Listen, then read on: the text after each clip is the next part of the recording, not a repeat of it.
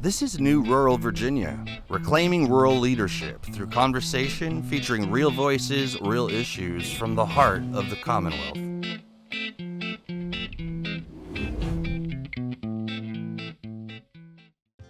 Welcome to the very first episode of New Rural's Candidate Spotlight podcast, where we'll be talking about what Virginia's General Assembly elections this year mean for our rural communities. I'm Parson Brown. And I'm Larry Wohlers. We are your podcast hosts, and we represent New Rural Virginia, a nonprofit that focuses on the real issues affecting rural Virginia's prosperity and future. So, Parson, I think most of our listeners know that Virginia has statewide elections this year.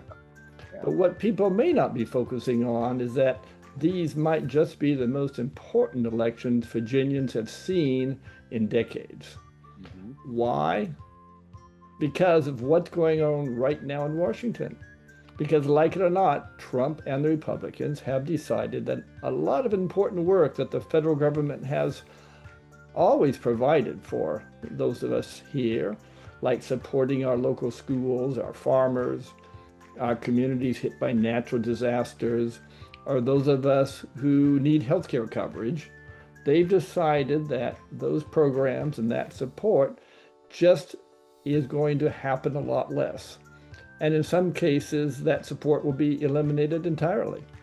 That's right. The impact on rural Virginia is going to be big, and that is going to put a lot of pressure on our state legislature. Because if you lose your medical care because of cuts in Congress, the state legislature is going to have to decide, does it intervene to help you or not? That's right. And the truth is that most of us never really think too much about who our state delegate is. Maybe we just check off the Republican box or the Democratic box without really thinking, has that person really represented me? And that's not good enough this year. This election is too important. There is good news for rural voters this year. However, there is a new generation of rural leaders running for seats in the Virginia state legislature, and they have great new ideas and incredible life experiences. So, who are these candidates and what exactly are they thinking? And so we decided to start this podcast, New Rural's Candidate Spotlight, to find out. So each podcast will give you the opportunity to hear from one of these candidates. That's right. And today we are talking to someone with an amazing life story. Joy Powers is a fourth generation farmer living on 350 acres in Bedford County, where she raises cattle and where, as she puts it, she is a steward of the land for future generations. Her ag roots run deep, growing up in 4-H and Future Farmers of America, and now as an adult working in various ways to strengthen a rural economy, such as a member of the Local Economic Development Advisory Committee. Now, she is fighting for rural Virginians as a candidate in House District 51. She has lots of great ideas about how our state legislature can better serve rural voters, and we are excited to have her on our podcast today to hear about her ideas for building a strong and prosperous rural Virginia. So without further ado, let's introduce and welcome Joy Powers from House District 51. Thank you for joining us. Thank you for having me. I'm very excited to be here with you today. Tell us a little bit about your district. I'm a lifelong product of District 51, which is kind of South Central Virginia, is how I describe it. And so we encompass the best parts of Southside and Southwest Virginia. It's comprised of half of Bedford, half of Campbell, and a corner of Pennsylvania County. And so we're rural, and for a few cycles now, we've been very red, but things are changing. The thing about my district is they're good people, they're hardworking people, and they're ready for somebody to deliver for them. You have a farm, you have a family, you're really busy, lots of things to do besides running to office. And yet you know your area and your people really well. So tell us, what were you hearing from them that made you decide to make this leap? I love my community. And that's something I think if you know me, you know I love my people. I'm our county fair chair, so I love everything about our community. But one thing that over the past few years, we kept hearing and we kept seeing was just this overwhelming desire for governing politics back. And that sounds silly to say, but we've kind of over the past decade, my adult life, we've watched, our government from local elections to state and national kind of dissolve into this partisan Mhm. rhetoric, but people Yeah, genuinely absolutely. want people to go to work for their families again. That's what Yeah. people want. Agriculture is huge in Virginia, especially in our rural districts. Enlighten me and some of our listeners on how what are you proposing to like bring to the table? Agriculture and farming is something that impacts every single one of us every day because we all have to and like to eat. But it's a lot more complex than that. And so agriculture and farming is the backbone of our state and national economy. As much as we value the kitchen table and we want, to make sure what we deliver to our consumers are safe and affordable. And I'm proud to be a part of the American agricultural system that provides that. We have to go a step above and we have to deliver not just for the consumer, but for the farmer as well. And I think that's something that we've really been missing. So right now in the General Assembly, there's only two farmers in the entire Mm, General Assembly right now in the state of Virginia, and wow. neither one of them are Democrats. And so that to me shows a huge hole kind of, in what we can do. And so for me, I think that when we talk about issues like market access and we talk about, especially, as a fourth generation beef cattle producer, we are watching the beef market, as we know, change drastically with JBS going public and those things. So how do we make sure that the cow calf producer that has, 30 brood cows down the road has the same market access and availability as the producer who we also do need as a country who has 3,000 head, an hour down the road. It's Right. really about making sure Mhm. that we value each of those consumers because I'm going to tell you, every American kitchen table relies on every size of farmer. When we're talking to rural voters, whether they be Republican or conservative or liberal Democrats, how do you convey a message? Like you seem like the perfect messenger for that. Like, what do you say to folks in your constituency who are farmers who might be apprehensive, maybe of voting for a Democrat just because of the label? I think that we have to be honest about the fact that we as Democrats could have done better by rural Virginia. I think that we Yes. like Fair. we like to have a conversation about which party's done better, but we won't acknowledge the fact that neither party has done right by rural Virginia. I think that that's where our opportunity is how do we look at rural Virginia and say, okay, we're going to do right by you. The flip side of that is what do I say to my neighbors? How do I get my constituents and my neighbors to Yeah. believe in that, to buy into that, to their part of that? And so my thing is what I tell agriculturalists specifically and farmers specifically is we have to make people earn our vote because it's a powerful one. Like I said, we're in the middle of every trade negotiation. We're in the middle of, every international relations conversation. But are we using that presence? And so when I look and we're talking to farmers and we're talking to agricultural organizations, we have to be really willing to bargain and say, not just, hey, what are you willing to give me, but put what we want and what we need on the table. And I don't think we've been able to do that yet. So that's kind of what I want to bring to the table. Obviously, a lot of the important policy in agriculture is done in Washington, the federal level, right? The Farm Bill, tariffs. The question is, the administration has made decisions about what they're going to do, and a lot of these things are not necessarily good for farmers.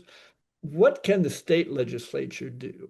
Why does it matter who represents your district in Richmond in terms of agriculture? One example, that we see here in Virginia is, if we're going to talk about the Virginia General Assembly, we have to talk about energy, we have to talk about Dominion and data centers. With agriculture in particular, we have to really um, make our presence known in those conversations Hmm. because, we see all of these.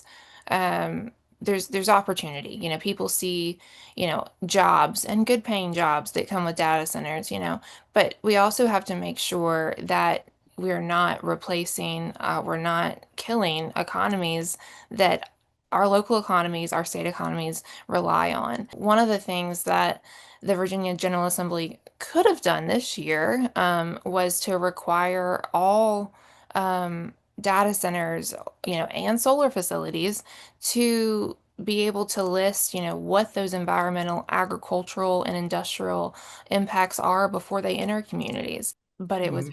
vetoed. And so Yeah, these are things that we can do to make sure that as these industries change, that our farmers, our producers, our consumers have the yeah, answers they need.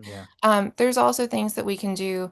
We've seen great success. The General Assembly, like we need to applaud them this year, and Governor Youngkin as well for signing the large animal vet expansion program. Celebrating those bipartisan successes are important, and so being able to have vet care is a huge deal. I had a sick goat last week, and the goat, Oh, yeah, and it nobody likes a sick goat, we don't. I said we don't. We also don't like a sick goat that's worth probably $250 and the vet bill that costs right? $100, so we still pay yes. it. But that's just kind of the name of the game. But part of that is how far did my vet have to travel from? A majority of that was travel cost. Yeah, so those are things that we're looking at that we can come in and we can say, we need more vets in rural Virginia. We can also look and say that, we need to support the Virginia beef brand that just launched this year. I think that there's always things that we can do, but proximity is key. As Democrats, we have not been at the table when these conversations, specifically around agriculture, and in the industry in particular, we haven't been there. And so that's where I'm trying to step up. We are talking about the messaging that comes sometimes from our urban allies that doesn't necessarily resonate with our folks here in rural Virginia. There's so much conversation as a whole about data centers. I feel like the messaging is convoluted at best across the table, but for Democrats to be able to put that in perspective, that's a real challenge. It is. And one of the things that I think that we're missing the messaging on is we aren't we're saying that data centers are bad for the environment, which we know to be true. There's Hmm. threats to Right. the environment. Yes, they are. Hmm. But yes, absolutely. But we're not going through and we're not saying, data centers are a threat to agriculture and they're a threat to farming. When they're looking at the party who, they may view as their allies who are championing something, if we don't include them in explaining why this is a Hmm. threat, I think Hmm. that, Yep. we're missing out on an opportunity there. And really, it's an opportunity for coalition. A great example of this in Pittsylvania County, where they bipartisanly as a community fought a data center and won. And I Hmm. think that that made national news. And so I think that we need to really pay attention into efforts and coalitions like that in communities. Where communities can join together is where the opportunity is. And I think that one of the things that and this has actually been a big part of my race because of my district in particular, has been solar and the threat of solar on farmlands. And that is something that was actually one of my deciding factors in running because I was like, we as Democrats are failing our messaging so bad when it Hmm. comes to this. Yeah. Yeah. Because, guys, solar panels do not belong on prime farmland. That is not Right. sustainable. It's not good for the environment. Now, we have to have solar energy. There is a place for solar energy. It's just not on farms, you know. We have a population growing by, we're going to have to feed 9 billion people by 2050. Farmers don't need to compete with Dominion and solar energy. Yeah, I Yeah. understand that. I Uh, understand that there's places for there's because we don't want to be polarize people to be anti-solar power, but Exactly. we really require for survival our farmers. Exactly. And I think that, you know, where we failed is, you know, and we've had people in Democrats in the General Assembly basically, you know, try to force rural communities to take solar and to take the solar burden on to, you know, feed this data center dominion kind of monster. 'Cause Um, they want us to take all the burdens. Yes, but that has to stop. You know, we as Democrats, and I think that's where we as rural Democrats have to stand up and say our communities are not here to solve Northern Virginia's problems. We have our own identity, we have our own problems, and let's join together and work together to solve both of our problems. imagine if we had a process where instead of having Dominion or some big company come in and buy 1,000 acres, Mhm. what if each farmer could have the support to put in 20 acres that they would control and get the revenue from, right? So there are other ways to look at solar. We could look at solar in a way that benefits rural communities as opposed to just using their land. Yeah, absolutely. And I think that's true. And I think that, you know, as much as we are going to look to the rural communities to be the solution to solar, I think that that's almost the easier and the cheaper solution. You know, it'll take a little more planning to put them over parking lots and, Mm, you know, as and well. but that is the more sustainable solution. And so that's Mhm. where we really, if we're going to be sustainable, if we're going to be, you know, for the environment, obviously we need to carry that through. Right.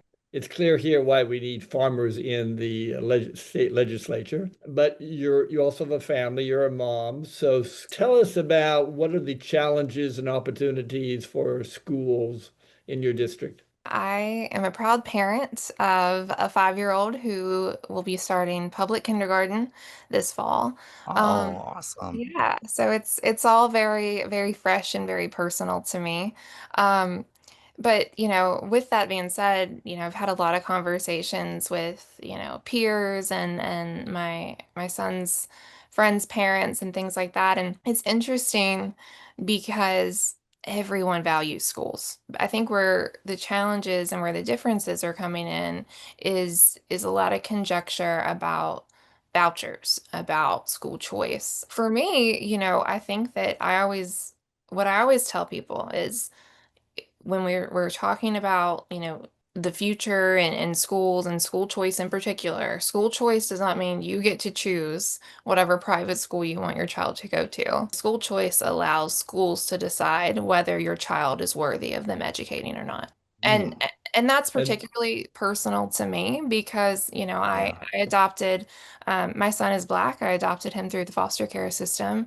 But the school voucher programs, those are actually rooted back into the segregation process and actually reopen that. And so I never, you know, never thought even 2 or 3 years ago that, you know, when we were registering for kindergarten, that, you know, we'd be turning on the news and hearing about segregation possibly becoming legal right. again. Yeah, it's Yeah. just it's preposterous, you know. And so I think that with that being said, we need to reframe the conversation about education and we have to do it quickly. Instead of looking at it as, you know, and allowing really people to paint our public school system and our public school teachers as the boogeyman, we need to really say, you know, what is it going to take to do public education right?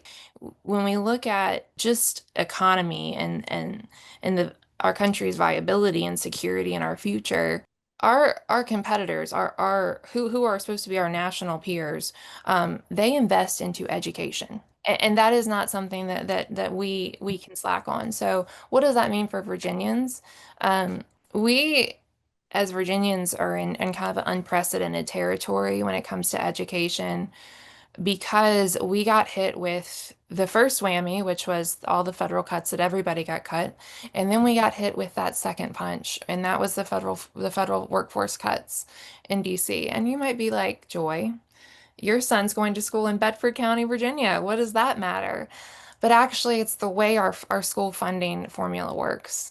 And so those empty office buildings in Tice's Corner that are selling for pennies on the dollars right now, we need to be worried about that because that is a clear indication that we are not going to have the same education funding and the source funding that it's going to Hmm. take to keep these schools open. Oh, yeah, absolutely. And especially, look, let's be real, right now we're having in counties throughout Virginia, I know where the minimal budgets that we already have are being threatened and cuts are always looming over. And it's just, what do we do, what as rural communities and as a rural candidate to reinforce education? Right, right. And that's, and that's why I think that we have to show up and we have to value our people. I think sometimes as Democrats, we kind of shy away in rural communities because we're scared to just show up and say, hey, we're here and this matters.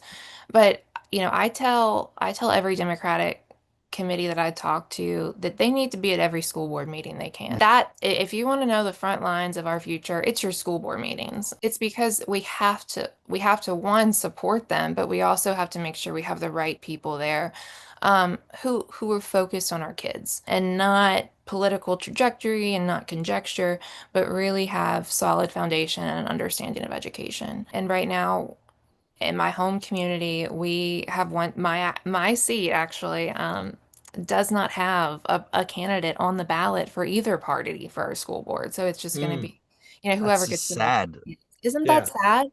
And part of that is because people are so scared to get involved locally because of how kind of hostile this environment has gotten. That's But Although, so true.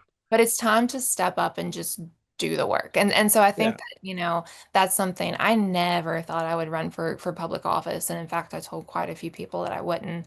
But I think that right now this is an atypical time. So everybody can find a It's role, not, but yeah. just to show up and care. yeah, Care about a neighbor, care about the kid down the road, care about the overworked teacher. Right now, my district alone Hmm. missing $2 million dollars in the federal funds that were withheld on July 1st.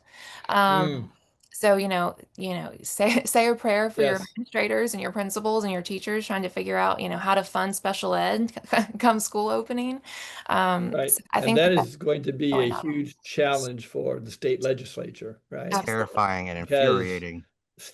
our state doesn't have the kind of funding the federal government has, but it has more than anybody else in the state has. Right. So as you and your district are trying to cope with these challenges, cuts to agriculture and to schools and to health care, they're the ones who are going to have to make some tough choices. I love what you said. Showing up is the most important thing. I say that a lot because if you show up and you encourage others to show up, then you're not alone anymore and it's not scary, right? Let's talk about healthcare, another huge issue for everybody, but especially in rural communities. Mhm. We face some very specific issues where we're not able to access the healthcare that we need. It can be a very troubling and arduous process for some of our constituencies, as you know. So tell me about what your plans are to work on healthcare. I think I decided to run in March, and I think just the healthcare situation and dilemma that the General Assembly is going to face has just drastically just kind of been on a roller coaster ever since. But I think that the biggest thing, that I want voters to understand is no one has a backup plan. Mm, Um, I went to the Virginia General Assembly special hearing and committee meeting in Wytheville, and specifically, rural healthcare was one of the things we talked about. And, at this point, it is fl there's still floating ideas around, and there's not a great one, and so what we're going to experience is over the next few years is kind of a shuttering of healthcare, and we're going to see it in obvious ways. So we know we're going to see people lose healthcare in communities like mine in Bedford. When the Medicaid expansion came through a few years ago, we actually shut down our free clinic. oh my um, God. because we didn't need it anymore. So They now, didn't need it. Yeah, that's just yeah, now because I mean everybody was able to, everybody was covered. Um, oh yeah, okay. yeah, so the need literally wasn't there anymore. Yeah. So now we don't have that asset, and when people lose care, there's going to be nowhere for them to go. Um, what's even more troubling is we're not, I guess, because of political reasons, we're not really getting that information handed down to our local communities, our local governments as clearly as they need it to be. So again, there's no one making that backup plan. There's no one saying, okay, well, we need to reopen the clinic right now. Right. It Um, just scared me when you Right. said that they shut down the clinic just oh for yeah, any. but no, It it was just it was seems a like great thing. Like, but then now right it's now I understand, but now, yeah, yeah, like that just now we're in it trauma gave mode. me the yeah. Right. Maybe one of the parts of that big bill that I think that, when we talk about healthcare, that I really always make a point to speak on is what it does to our elderly population. And I think that that's might be the most grievous part of the entire thing. But I think that we as Virginians and as we need to be familiar with the vulnerabilities that opens us up to. So things like not being able to enforce staffing standards in nursing homes and assisted living Hmm. facilities.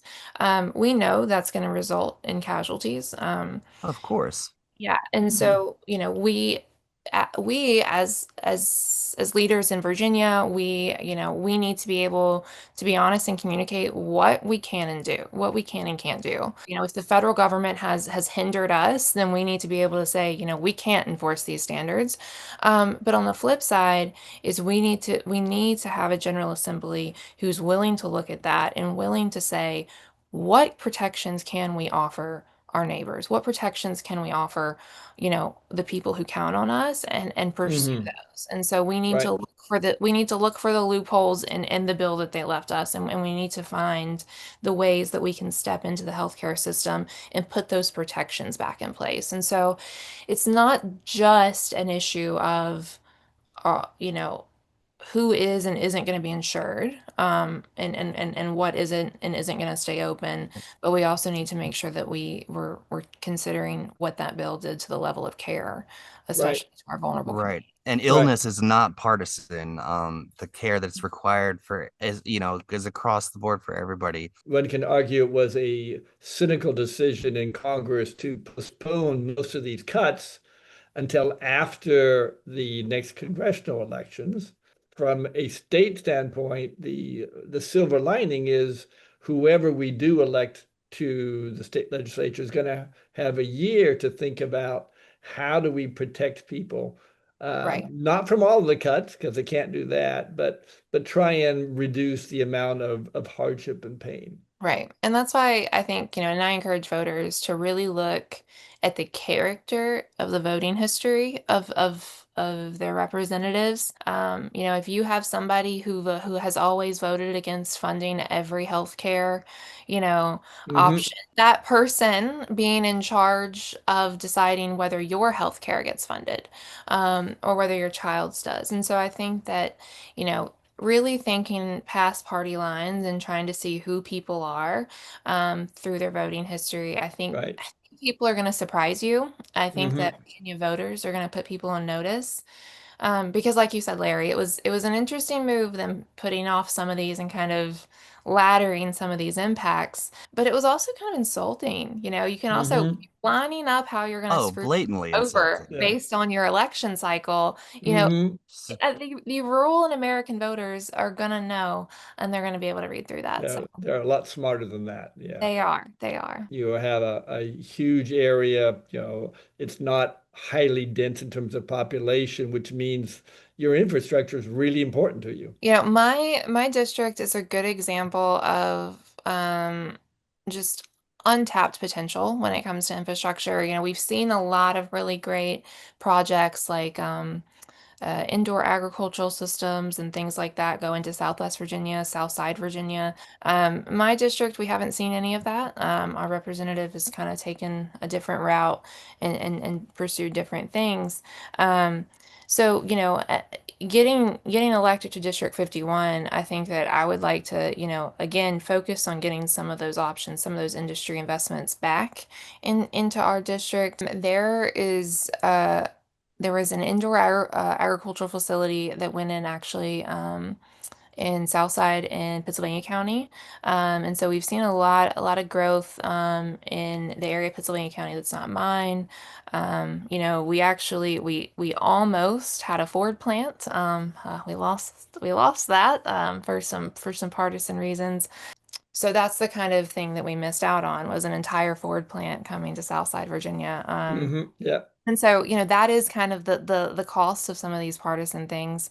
Um, but on the flip side, I think that's important to remember that the Virginia General Assembly can do a lot to help people get to work. Um, so for me, two of the things that I really care about is making sure that when new jobs come available in my district, that they're going to people in my district. So we hear a lot about For attracting sure. talent to areas like mine. But you, that's we need to make sure that the young people who are graduating from high school and want to give back and want to be a vital part of this community have good ways to do so, and don't have to leave. And right now that's not there. We're losing Absolutely. our best Hmm. graduates. So That's the biggest struggle for right, the right. rural And so areas. how Keeping our people. Exactly, exactly. So, how do we keep our people? How do we invest in our people to make sure Yeah. that we have our people set up for success? And then the second part of that is, and believe it or not, I was meeting with one of the biggest industries and the biggest employers in my district, and really their main concern was childcare. We have to be able to have affordable childcare. As a parent of a 5-year-old, just trying to find a job that will also equate to be able to have childcare is almost impossible for a lot of single Or parents. Yeah. So, how do we make Virginia and rural Virginia a good place to live and also a good place to work? That means good training, good jobs, but also good and affordable childcare. Well, this has been a great conversation. I guess maybe one last closing point. We've talked about it a bit throughout the podcast. We are in a world right now where sadly our state and local elections have become kind of nationalized, right? Mhm. People are voting for their state representative based upon the national news they're reading and then just sort of picking a box. Either you're voting for the yeah. Republican or for the Democrat. What do you think your your constituents or your neighbors should be thinking about? What should they know in terms of why they should be voting for you, right? Yeah. How do And you break the algorithm? right. I tell people that what qualifies me the most actually might be that I was raised at a bipartisan kitchen table by two Me really too. respectful people. Yeah. And it really does shape your entire political Absolutely. point in a Hmm. different way. Um, so with that being said, is I would really I tell everyone, I was like, make me earn your vote, but make everybody earn your vote. Republicans win when we fall for their talking point. That is the game they want us to have. But I tell my neighbors, honestly, I tell my neighbors about my opponent's voting record. Hmm. That's what I talk about. Virginia has higher drug prices, but they still voted against the prescription Hmm. drug review. Like, you have to go and you have to meet people where they are. And part of that is authenticity. Part of it is it takes time. I'm not interested in asking for somebody's vote the first time, I talk to them. Hmm. And I think that Right.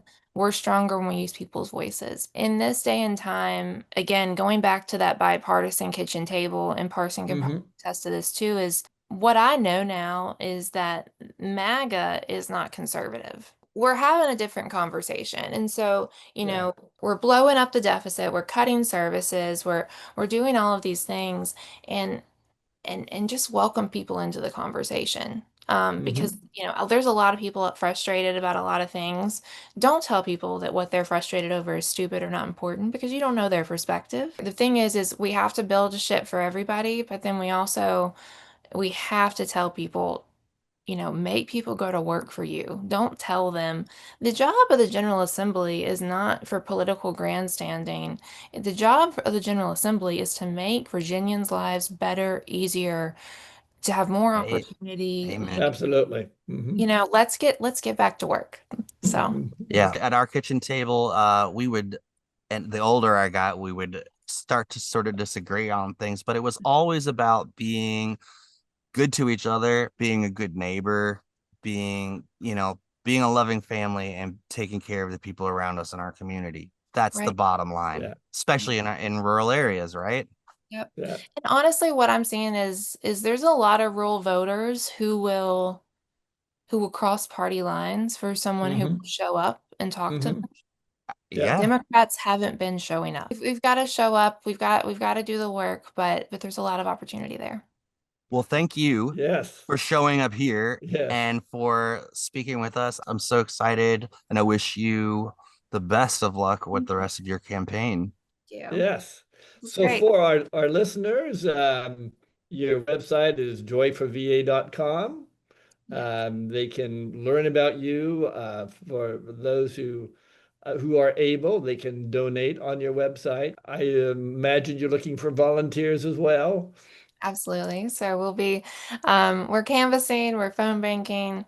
We also have some really cool community events coming up and just trying to meet people where they are. So definitely come out and we'll have a good time. Bedford's a beautiful, Bedford, Campbell, and Pennsylvania are beautiful places to come visit. New Rural Virginia Candidate Spotlight is a production of New Rural Virginia. Visit newruralva.org for more. Produced and co-hosted by Larry Wohlers and yours truly, Parson Brown. Thanks for listening. Stay tuned for the next episode.